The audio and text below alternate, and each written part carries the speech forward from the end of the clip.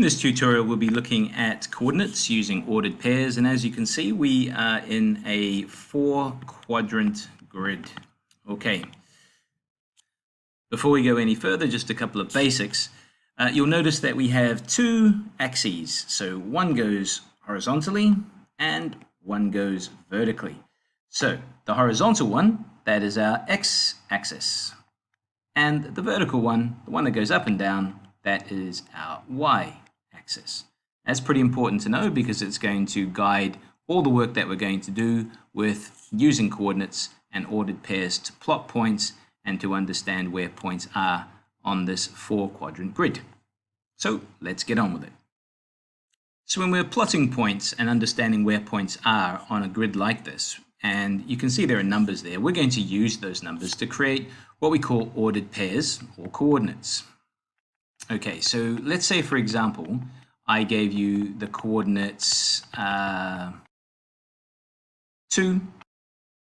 5. How would you plot that? Pretty simply, because the first number refers to the x-axis and the second number refers to the y-axis. And so what I mean by that is 2, I just look on the x-axis, remember where that is, that's the horizontal one, and I look for 2, a positive 2. It doesn't say negative 2. There is a negative 2 over here, but it says positive 2, so it's here. And then it says positive 5, and positive 5 is up here. So I go across to 2, up to 5, and here is that point 2, 5. If I had this coordinate, let's try -2, -5.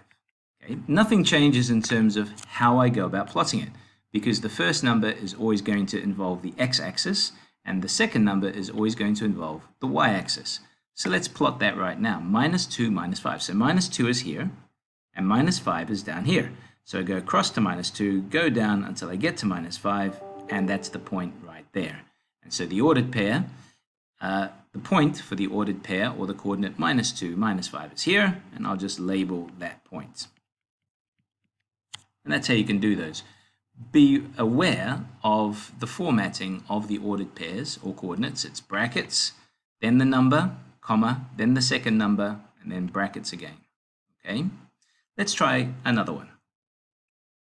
I'm going to put in a point. Let's say the point is here. Okay, we'll call that point P. So what are the coordinates for point P? So let's have a look. So P is going to equal, and I'll put my brackets. Now where is P? How do I get there? Remember, the first movement has to be on the x-axis, and then the second movement is on the y-axis. So let's have a look. I have to go along the x until I get to where P is. That's -5. So -5 is the x-axis number. And then I go up until I get to the actual point, and that's equal to 6, and that's positive 6. And so there is my ordered pair, or the coordinate for point P, -5, 6. You don't have to write this stuff down here. That's just my guidance for you. Let's try one more like that. Let's say, for example, I put the point here, and we call that point C. So what would be the coordinates, or the ordered pair for point C? Let's do this. C equals, let's have a look. I go across to -3 and up 2. There I go. Done. What about this one over here? If I was to say this point, and we'll call that point D. What is the ordered pair for point D? Let's put that down here. So D is going to equal, I go across to 4, I go down 4. So it's +4, -4. And that gets me to point D. Do one last one. We'll go here. And we'll call that point Q. How do I get to point Q? Well, I go across, remember x-axis first, 6, and down, and those are the coordinates for point Q. So hopefully you now understand how to use a 4-quadrant grid and plot points using coordinates or ordered pairs. If you're a little bit hazy, why don't you rerun the video and watch it once more.